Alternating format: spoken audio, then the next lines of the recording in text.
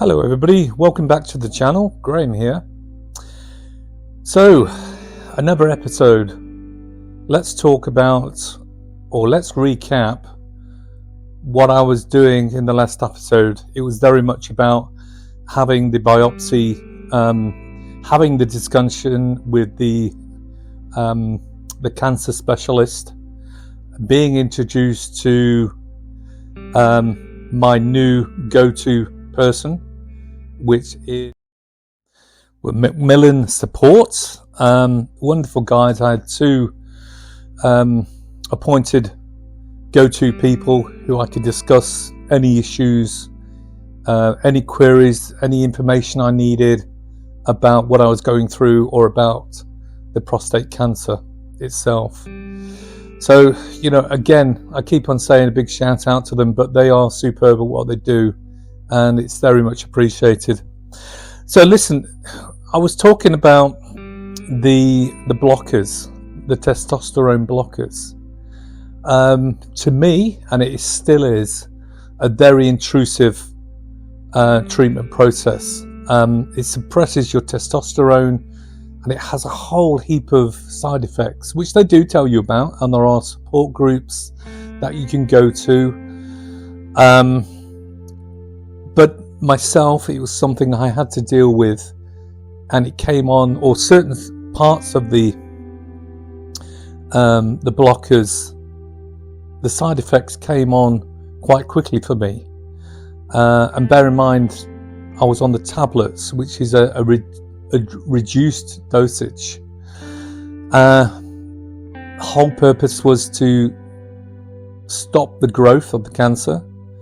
It was all about reducing the size, putting it into a bit of a dormant state, so then I could have, at a later stage, the radiotherapy.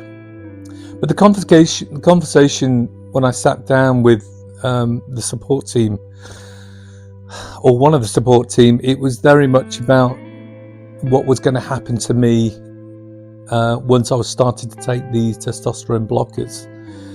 And he talked about the body will change.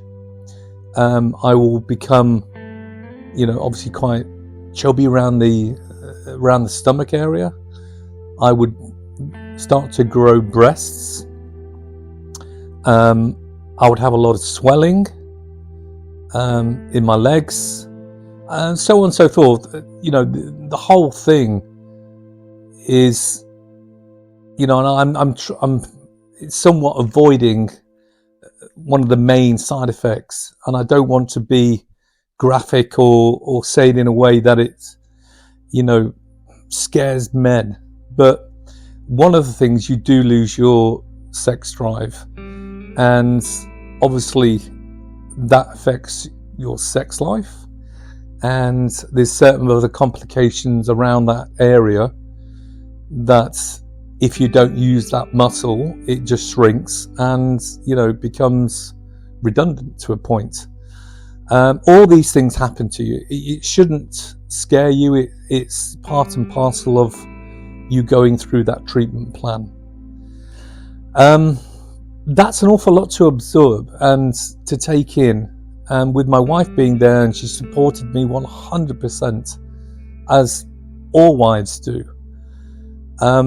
It was a case of us having to now go home with that information, starting the treatment, knowing that I've got to have an MRI because they were still very worried that the cancer had gone out of the prostate, burst out of the prostate, gone through into other areas and has attached itself to the bone, but they weren't sure if it had actually penetrated the bone.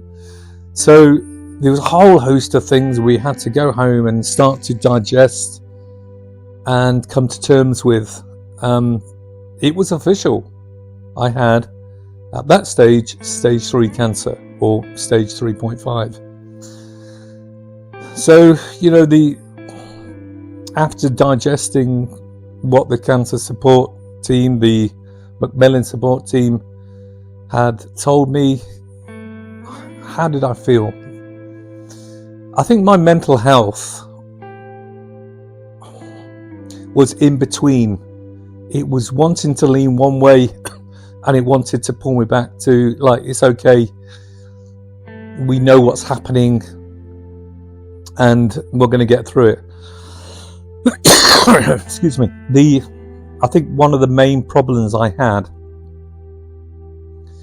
and what my wife had, was if the results of the MRI, which I hadn't had yet, was to the point where it was in the bone, yes, there was still a course of treatment, but your life expectation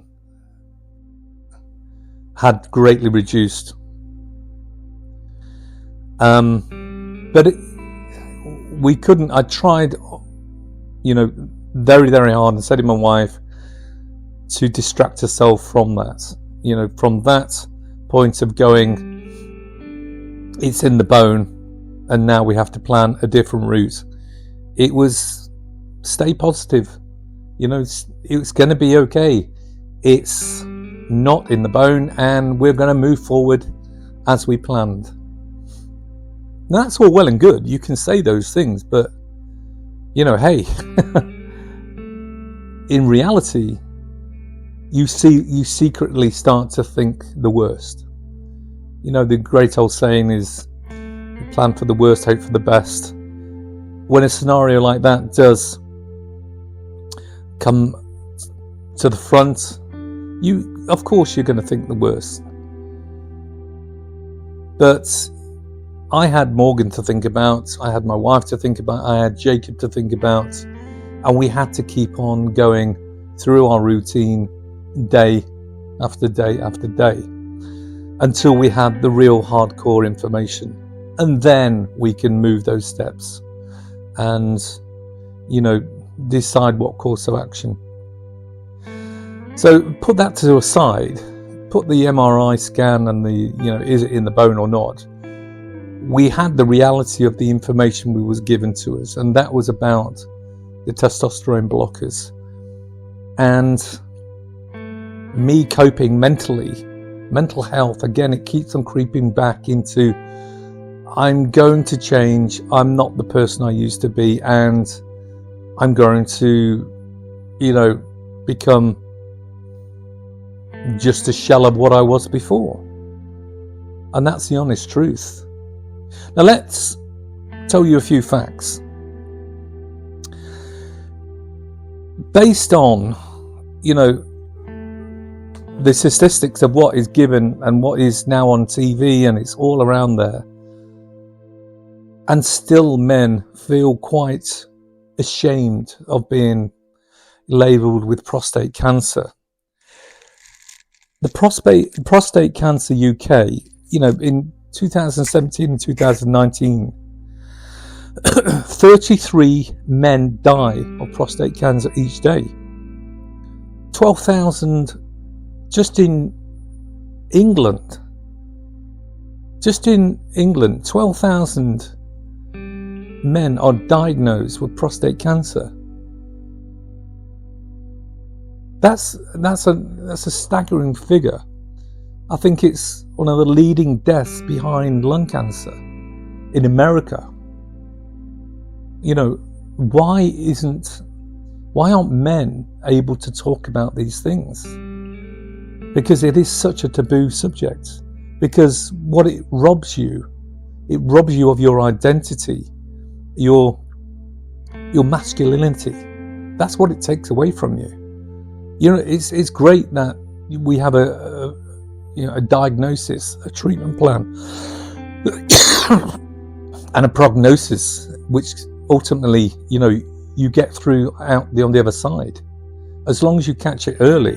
And that's what I urge guys: go out there, get your PSA done. It's so simple. Anyway, I'm going to stop there, and I'll see you on the other side. Thank you for joining me. It's a great help to me, and I'll see you in the next episode. Bye for now.